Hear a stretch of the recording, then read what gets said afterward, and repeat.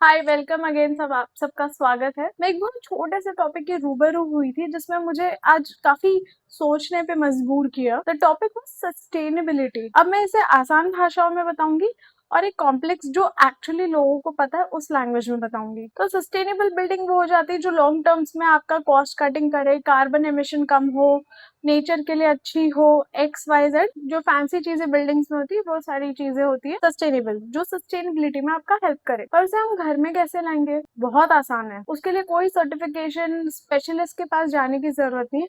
शुरुआत में थोड़ा सा ध्यान देते तो सारी चीजें हो जाती है।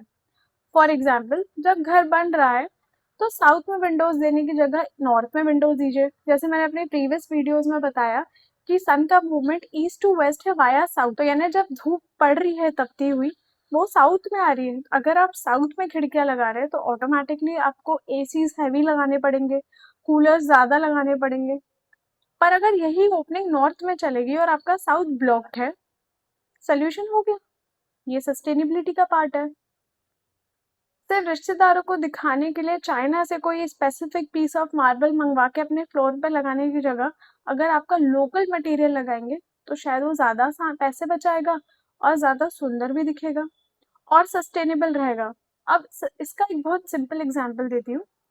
मैं बिलोंग करती हूँ नागपुर महाराष्ट्र से, जहाँ की जो सॉइल है वो है काली मिट्टी। तो काली मिट्टी पे उगने वाले जो फल फूल है वो वहां आसानी से मिलता है। अगर उसी फल को मैं सोचूं कि मैं कश्मीर में उगाऊं तो बहुत मुश्किल है, क्योंकि कश्मीर में हमें यूजुअली मिलते हैं पत्थर।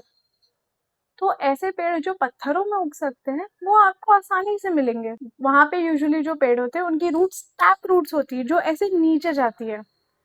वेराज ये वेराज ब्लैक सॉइल पे उगने वाले पेड़ों की रूट्स ऐसे फैलती है। अब अगर मैं सोचूंगी कि बरगद का पेड़ जाके वहां लग जाए कश्मीर में तो वो हो नहीं पाएगा, क्योंकि जगह ही नहीं है, रूट्स फैल नहीं पाएगी। ऐसा तो होगा नहीं कि मैं सांस ना लूं और मैं वहां पे पेड़ ना लगाऊं, मैं वो लगा दूंगी जो उग रहा है। Same comes with buildings.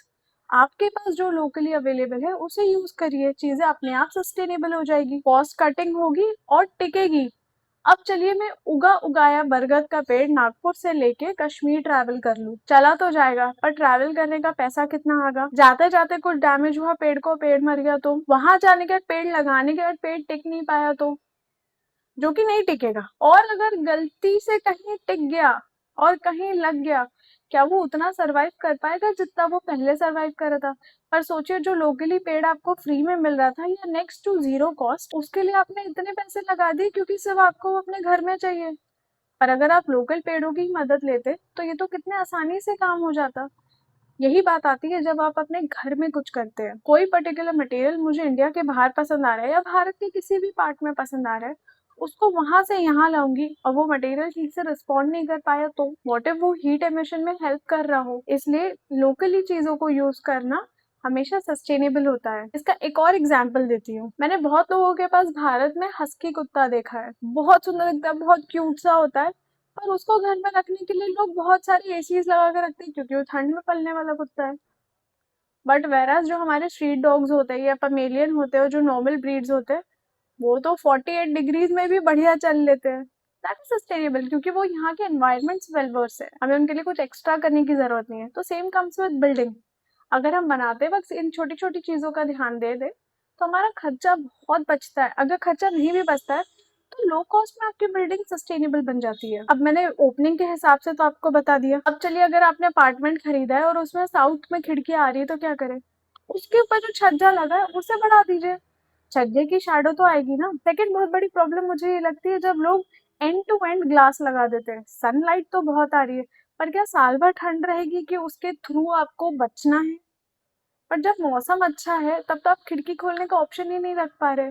तो आपने मोर सनलाइट प्रेफर किया ओवर गुड वेंटिलेशन, मतलब घर अंदर से कोजी रहे और आप सांस ले पाए, इसलिए आप अलग से सिस्टम लगाएंगे। कार्बन एमिशन अगेन तो सस्टेनेबल बनाने के लिए बहुत छोटे छोटे मेजर्स है जिसके भरोसे आप अपना घर सस्टेनेबल बना सकते हैं। आपको बड़े बिल्डिंग की जरूरत नहीं है या बड़े आर्किटेक्ट की जरूरत नहीं है। Keep following.